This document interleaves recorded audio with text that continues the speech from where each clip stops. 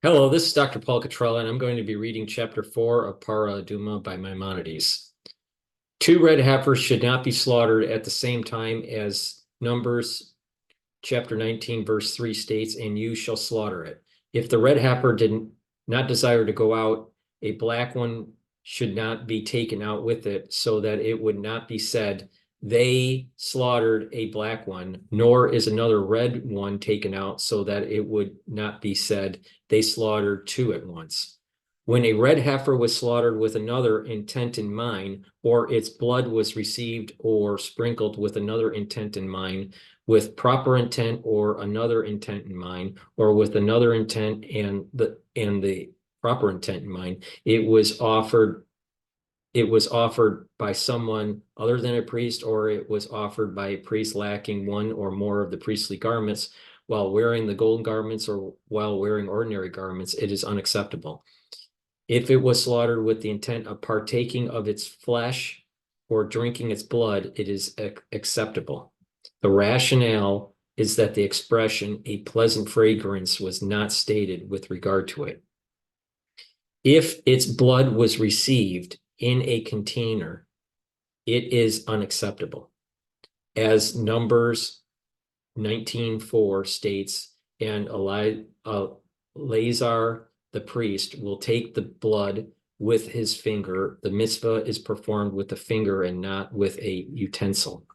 If he sprinkled the blood, even one sprinkling with the utensil, the sprinkling is unacceptable. If he performed one sprinkling with his left hand, it is unacceptable. If 7 priests sprinkled the blood at the same time, their sprinkling is unacceptable. If they did so one after the other, it is acceptable.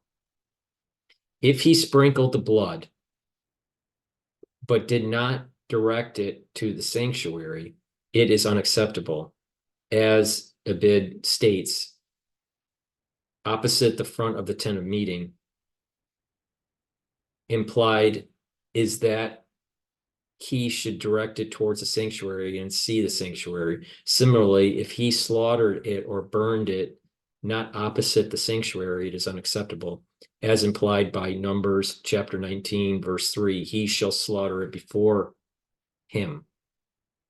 When does the above apply? When he sprinkled the blood or burnt or slaughtered the heifer southward or northward, or with his back to the sanctuary. If, however, he stood between the east and the west and faced the sanctuary, even if he did not direct himself toward the sanctuary exactly, it is acceptable. If one of the sprinklings is lacking, it is unacceptable. If one dipped his finger in the blood twice and sprinkled once, the sprinkling is unacceptable. If he dipped his finger once and sprinkled twice, even if he did not count the second sprinkling and instead dipped his finger and sprinkled a second time, it is unacceptable. What is implied? He dipped his finger in the blood of the sick for the 6th time and performed the 6th and 7th sprinkling, it is unacceptable. Even if he dipped his finger in the blood again and sprinkled it a 7th time, if after dipping his finger into the blood for the 7th time, he performed a 7th and 8th sprinkling, even if he dipped his finger into the blood an 8th time and then sprinkled it an 8th time, it is acceptable. For any addition other than the 7 is of no consequence, provided it is another priest making the addition. If, however, the priest burning it made the additional sprinkling, it is unacceptable because he involved himself in an unnecessary activity while burning it. If one removed the blood from its arrangement and then sprinkled it, it is invalid.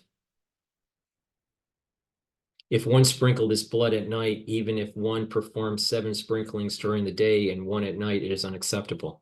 If one slaughtered it outside the place where it is burnt, even if one slaughtered it within the walls of Jerusalem, it is unacceptable. If one burnt it outside the arrangement on which it was slaughtered, it was divided into 2 and burnt in 2 arrangements, or 2 heifers were burned on 1 arrangement, it is disqualified.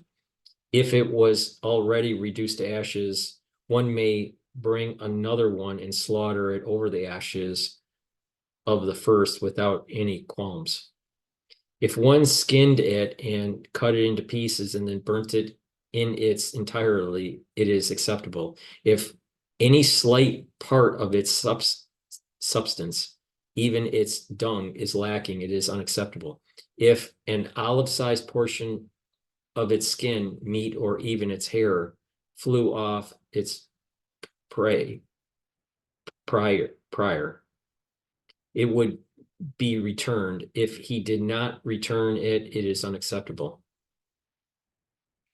If he flew outside its arrangement, one should place much wood over it and burn it in its place. If its horns or its hooves or its dung flew off, they need not be returned to the prior.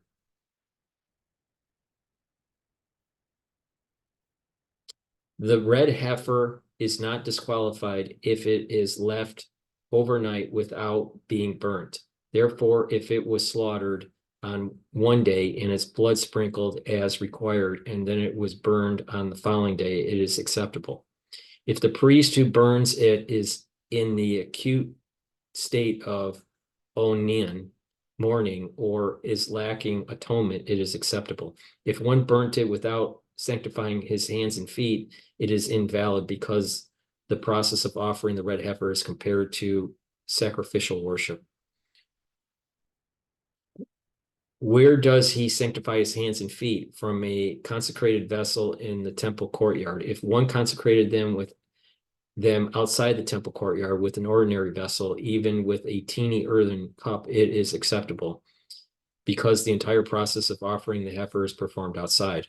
When a priest who burns the red heifer immerses himself after he is made pure, as we explained, he need not sanctify his hands and feet again, since the entire process of offering it is performed by those who immerse that day. If one burnt it without wood or with all types of wood, even with straw and stubble, it is acceptable. The optimum way of performing the mitzvah is not to reduce the wood less than it's appropriate. On the contrary, one should add to its bundles of hyssop and Greek hyssop while it is burning to increase the amount of ash. One may add to its conflagration until the heifer itself is reduced to ash. Once it is reduced to ash, if one added even one piece of wood to it, it is like one who mixed ash from a range with the ashes of the red heifer. All the activities performed with the red heifer from the beginning to the end must be performed only during the day and by male priests, and performance of work disqualifies it until it is reduced to ash. Once it is reduced to ash, it is acceptable even if its ashes were collected at night by a woman, or one performed another task while collecting them. What is the source that teaches that the collection of the ashes is acceptable if performed by any person, with the exception of a deaf mute, an intellectually or emotionally incapable person, or a minor? It is written, Numbers chapter 19, verse 9, and a pure man shall gather the ashes of the heifer. It can be derived that a priest is not required. Moreover, it is as if it is said, a pure person, either a man or a woman.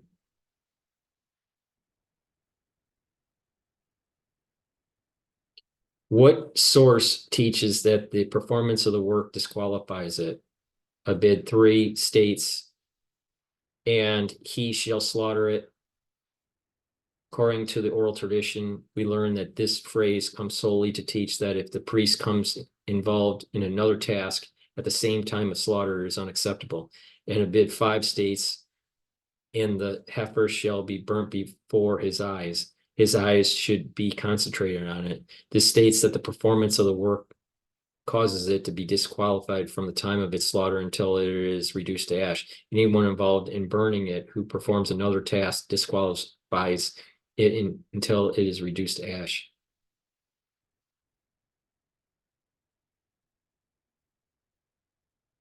If one slaughtered the heifer and another animal was slaughtered with it, or a gourd was cut with it, it is acceptable, because he did not intend to perform work.